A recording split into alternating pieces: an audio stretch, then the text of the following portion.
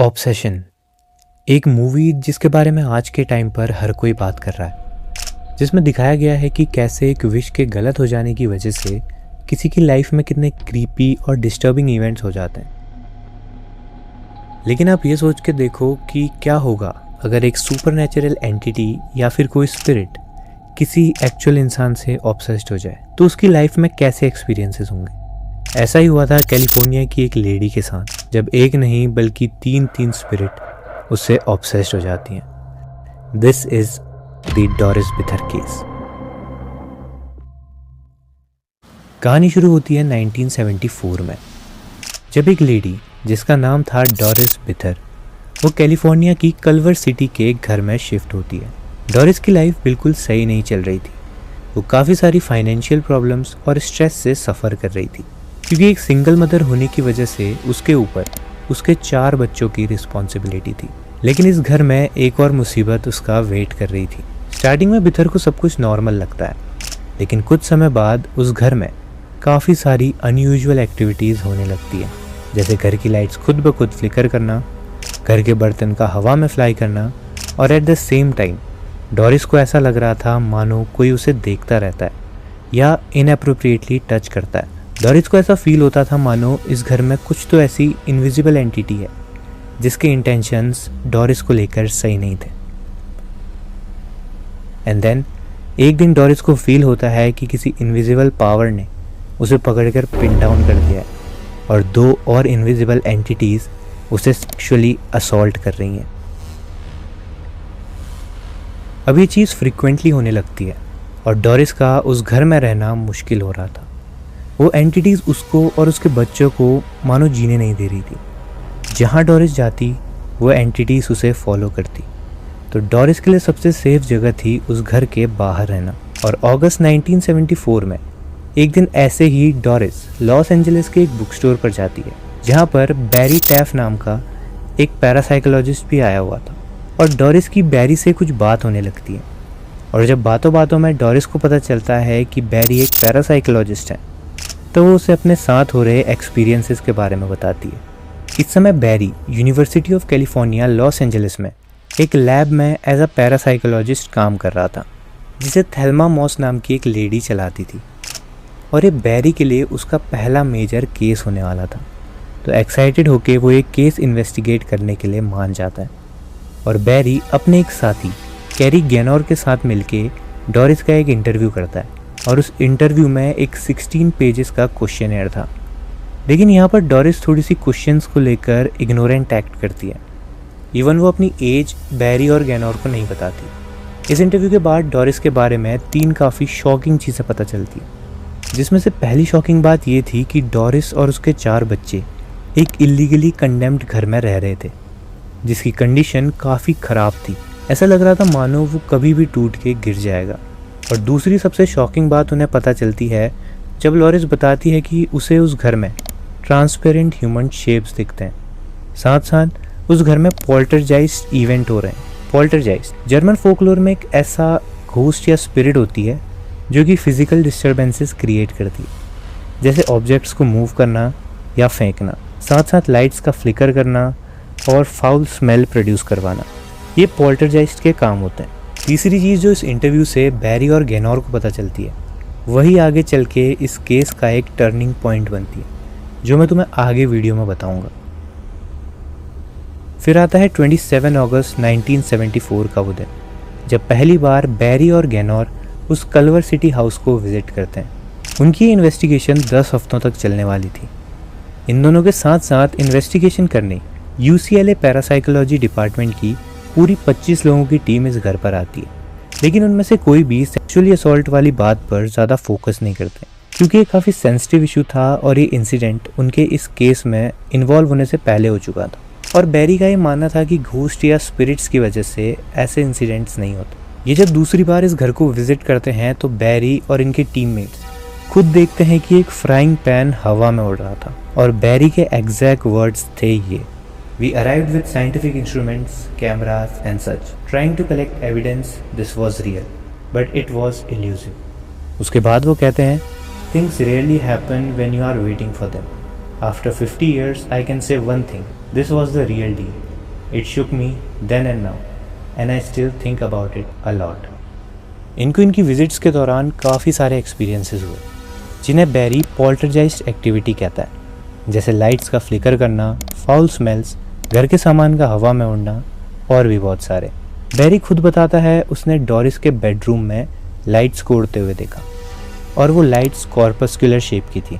अब कॉर्पस्कुलर कोई actual geometric shape नहीं है, बल्कि ये छोटे छोटे पार्टिकल से बना एक पैटर्न है जो टाइम के साथ कभी एक्सपैंड या श्रिंक करता रहता है, और कभी कभी वो पैटर्न पूरी तरह से डोरिस के रूम को घेर लेता था। एक रात फोटोग्राफर डी थॉमसन एक कैनन 35mm कैमरा लाता है और डोरिस के बेडरूम की फोटोग्राफी स्टार्ट कर देता है। तभी डोरिस वहाँ आती है और उस एंटिटी को टॉन्ट करते हुए सामने आने को कहती है, और उसके बुलाते ही जो होता है उसे देख के सारे टीममेट शॉक हो जाते हैं। एक ball of light bedroom wall में बाउंस करती है। रिसर्चर्स बताते हैं कि जैसे जैसे उनकी इन्वेस्टिगेशन आगे बढ़ती गई वैसे वैसे ये अकरेंसेस कम होती गई, और इनकी इन्वेस्टिगेशन के दौरान ही डेरिस की एक फ्रेंड कैंडी भी इन्हें ज्वाइन करती है, जो कि ये क्लेम करती थी कि वो स्पिरिट से कम्युनिकेट करती है। इस टीम में 25 और लोग थे, लेकिन ये अनयूजुअल अपीयरेंस को पब्लिक के सामने लाने वाले थे बैरी, गैनोर और डोरिस। इस इन्वेस्टिगेशन के बाद एविडेंस के तौर पे कुछ फोटोज़ बाहर आती हैं जिनमें डोरिस की रूम की वॉल में कुछ लाइट जैसा दिख रहा था। ये इमेजेस बैरी और गैनोर ने इंस्टेंट फिल्म पोलारॉइड SX70 और कैनन 35mm कैमरा से क्लिक करी थी, लेकिन ये इमेज जैसा इन्वेस्टिगेटर्स ने बताया उससे डिफरेंट थी। ये बॉल ऑफ लाइट नहीं बल्कि एक सर्कुलर बैंड जैसी थी, एक इर्रेगुलर ब्राइट लाइन। बैरी और गैनोर एक इंफ्रारेड कैमरा भी लेके आते हैं, लेकिन जो फोटोज़ उन्होंने क्लिक करी थी वो ओवर एक्सपोज, मतलब काफ़ी ब्राइट हो जाती है, जिसकी वजह से उन फोटोज़ में कुछ भी साफ साफ नहीं दिखाई देता और उनका यूज़ भी आगे नहीं हो पाता। ये सब कैसे हुआ ये बैरी और गैनोर को उस समय बिल्कुल समझ नहीं आता। डोरिस की स्टोरी और बैरी के खुद के एक्सपीरियंसेस और इन फोटोग्राफ्स को देखकर बैरी टैफ ये कंक्लूड करते हैं कि इस केस में पैरानॉर्मल फिनोमेना इन्वॉल्व है। बैरी टैफ ने आगे चलकर अपने करियर में 4800 से भी ज़्यादा केसेस इन्वेस्टिगेट करे और उन्हें वो सारे केस अनयूजुअल लगे बट कन्वेंशनल फिनोमेना से कॉज्ड लगे, लेकिन ये डोरिस बिथर का केस उन्हें यूनिकली काफ़ी मिस्टीरियस लगा।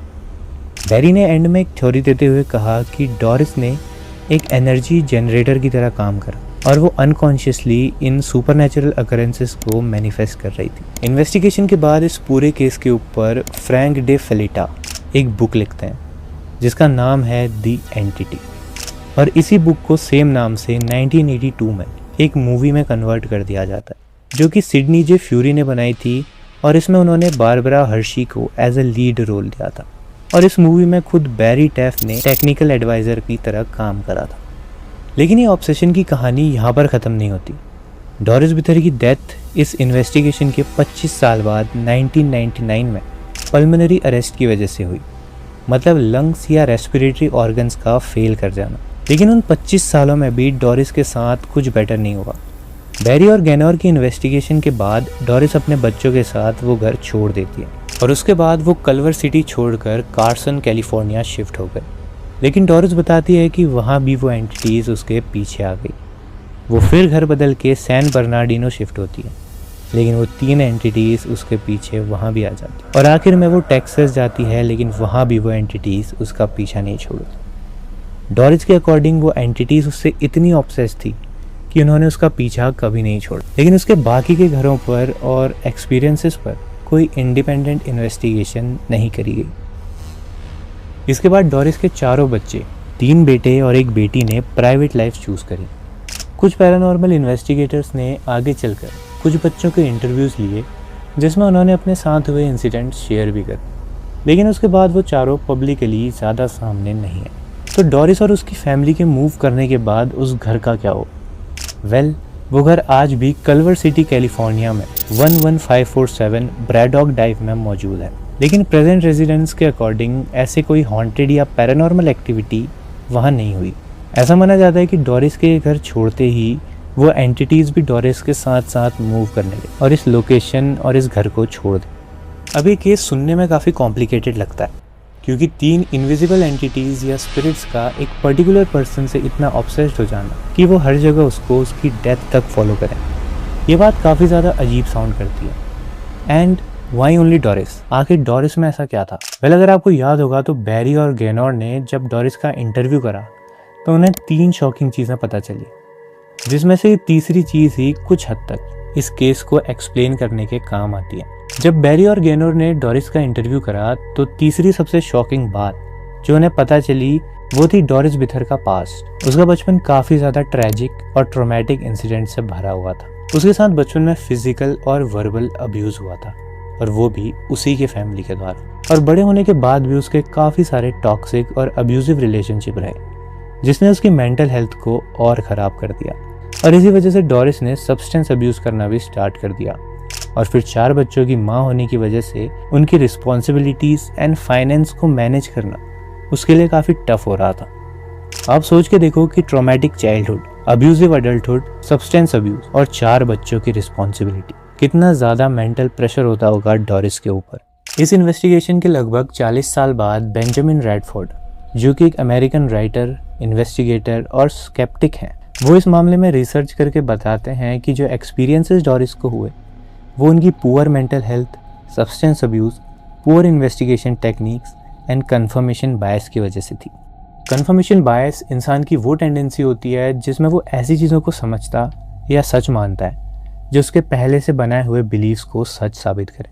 जैसे डोरिस को बिलीव था कि उसके पीछे एंटिटीज़ हैं और वो उन एंटिटीज़ को सामने आने के लिए भी कहा करती थी। और जैसा बैरी ने भी बताया कि उसने एक एनर्जी जनरेटर की तरह वो सारे इंसिडेंट मैनिफेस्ट कर लिए। तो मे बी एक्सपीरियंसेस उसे कन्फर्मेशन बायस की वजह से हो रहे हों। लेकिन इस केस को सिर्फ कन्फर्मेशन बायस कह के क्लोज नहीं कर सकते थे, तो बेंजामिन केनी बिडल से हेल्प मांगता। वो चाहता था कि केनी उन फोटो एविडेंसेस को साइंटिफिकली प्रूव करे। पहली फोटो जिसमें तुम देख सकते हो एक लेडी दिख रही है और ये इमेज काफी ओवर एक्सपोज्ड या काफी ब्राइट है और इसमें कुछ भी सही से नहीं दिख पा रहा, जिसकी वजह से लोगों को लगता है कि ये उन एंटिटीज ने करा था क्योंकि वो नहीं चाहती थी कि उन्हें कोई रिकॉर्ड करे। लेकिन एक्चुअल में एक फोटोग्राफी एरर था जो गेनोर और बैरी से हुआ था। इस पिक्चर में उन्होंने फ्लैशलाइट का इस्तेमाल करा और उसकी इंटेंसिटी ज़्यादा होने की वजह से ये फ़ोटो ओवर एक्सपोज लगती है। लेकिन इसी सीरीज़ में ये फ़ोटो विदाउट फ्लैश और ब्राइट लाइट के क्लिक करी गई, जिसमें तुम एक लेडी को देख सकते हो जिसने अपने साथ वीजा बोर्ड रखा हुआ है। वीजा बोर्ड असल में स्पिरिट से कांटेक्ट करने के लिए यूज़ होता है। अब काफ़ी लोगों को लगता है कि ये डोरिस है, तो क्या डोरिस खुद इन स्पिरिट्स को बुलाती थी? नहीं, फोटो में जो लेडी है वो असल में डोरिस नहीं बल्कि कैंडी है, डोरिस की वही दोस्त जो स्पिरिट से कम्युनिकेट करती थी। असल में जब ये इन्वेस्टिगेशन चल रही थी तो कैंडी कुछ देर में चिल्ला के सबको ये कहने लगती थी कि उसे वो स्पिरिट दिख गई है और वो उसके ठीक सामने है। और गेनोर के अकॉर्डिंग फोटो में जो ओवर एक्सपोजर है वो भी उसके फेस पर ही है।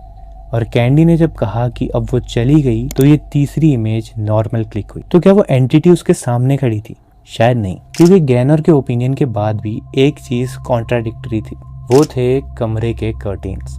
वो भी फोटो में ओवर एक्सपोज्ड नजर आ रहे हैं। अब इन ओवर एक्सपोज्ड फोटोग्राफ्स में लोग कैंडी के पीछे वाली शेडो को वो एंटिटी समझ लेते हैं, लेकिन असल में वो बस कैंडी की ही हार्ड शेडो है जो कि कैमरा एंगल और लाइट की वजह से ऐसी नजर आ रही है। गेनोर के अकॉर्डिंग ये 3 photos with in 30 seconds click करी गई और इनकी कैमरा सेटिंग्स में कोई छेड़छाड़ नहीं की गई। लेकिन आगे ये कहते हैं कि तीसरी फोटो डार्क है क्योंकि हमने कोई सेटिंग्स नहीं बदली। लेकिन बैरी के अकॉर्डिंग मे बी कोई केयरलेसनेस उनसे हो गई हो। असल में इनकी स्टेटमेंट्स में काफ़ी वेरिएशंस थे। जैसे इन्होंने कहा था इन्होंने डोरिस के कमरे में बॉल ऑफ लाइट को देखा, लेकिन असल में वो ऐसी हाफ रिंग फॉर्म की लाइट थी। लेकिन इस फोटो में भी इनसे गड़बड़ होती है। फोटो में अगर आप देखो तो लाइट दीवार के कॉर्नर से पास करती है, लेकिन वो फिर भी बेंड नहीं हो रही होती। इसका मतलब ये था कि ये कोई नॉर्मल लाइन नहीं है बल्कि कोई एंटिटी है, पर ऐसा भी नहीं था। थोड़ा सा लेफ्ट में अगर आप देखो तो इस लेडी के सर पे भी आपको सेम स्ट्रक्चर दिखाई देगा। असल में इसका रीजन हो सकता है कैमरा के लेंस के सामने मे बी किसी का हेयर स्ट्रैंड का आ जाना। अगर किसी फोटो में कैमरा लेंस के आगे बस एक स्ट्रैंड ऑफ हेयर भी आ जाता है तो वो फोटो में कुछ ऐसा दिखाई देता है। तो हो सकता है कोई ऐसी ही चीज उस समय कैमरा के लेंस के सामने आ गई हो। अब बैरी टैफ और कैरी गेनोर ने खुद वहां जाके इन्वेस्टिगेशन करा और ऐसे सारे इंसिडेंट भी देखे, जैसे फ्राइंग पैन का फ्लाइंग पैन बन जाना और भी कई सारी पोल्टरजाइस्ट एक्टिविटीज। पर इसका कोई भी फिजिकल रिकॉर्डेड प्रूफ उनके पास नहीं था। तो ये बस अनरिकॉर्डेड एक्सपीरियंसेस हैं जो उन्होंने बताए थे। लेकिन बैरी टैफ खुद आज भी मानता है कि डोरिस बिथर केस उसकी लाइफ का सबसे मिस्टीरियस केस था। उसके अकॉर्डिंग ये सब डोरिस के पास्ट ट्रॉमास या किसी पॉल्टरजाइस्ट एक्टिविटी की वजह से था, या इसके पीछे कोई साइकोकाइनेटिक फिनोमेना था। लेकिन इस थ्योरी को भी साइंस ने कभी कंफर्म नहीं करा, और इसी वजह से डोरिस बिथर केस आज भी दुनिया का one of the most mysterious case माना जाता है। आपका इस बारे में क्या ख्याल है, मुझे कमेंट्स में ज़रूर से बताओ। तब तक मैं मिलूंगा आपसे नेक्स्ट वीडियो में। Thanks for watching.